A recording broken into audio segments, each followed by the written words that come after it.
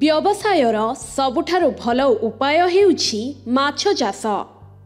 अनेक कृषक अछंती जेउ माने बहु परिमाण रे माछ चाष करी लाभवान हेउछंती।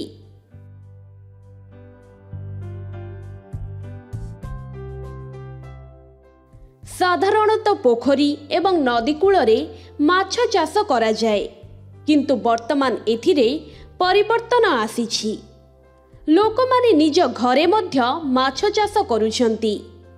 विज्ञान साहाय्य रे चाषी माने अन्यान्य फसल रे किपरि नुआ नुआ विकल्प व्यवहार करि हेबो ताहा आपणाउछंती।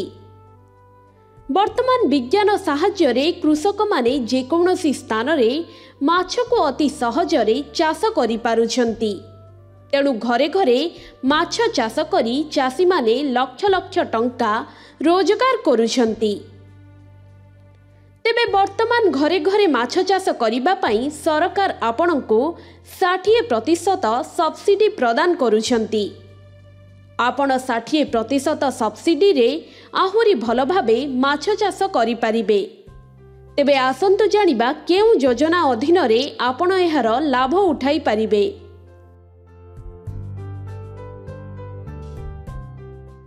जदि आपण माछ चाष करिबाको चाहुछंती किंतु आपणक पाखरे जमी नाही, तेबे ए नै चिंता करिबार कोनोसी आवश्यकता नाही, कारण आपण घरे मध्य माछ चाष करि पारिबे।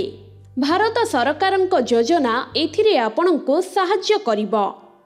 भारत सरकार बैकवर्ड रिसर्क्युलेटरी एक्वाकल्चर सिस्टम पाई एक योजना कार्यकारी करिसंती, जहाँ अधीन रे साधारण लोकंको माछ चाष उपरे 40% सब्सिडी दिया जाउछि।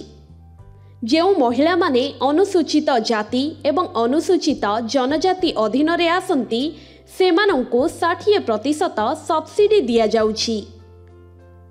तेबे जदि आपणक पाखरे जमी नाही एवं घरे माछ चाष करिबाको चाहुछंती, तेबे एथिपाई आपणक पाखरे एक सीमेंट टैंक थिबा आवश्यक।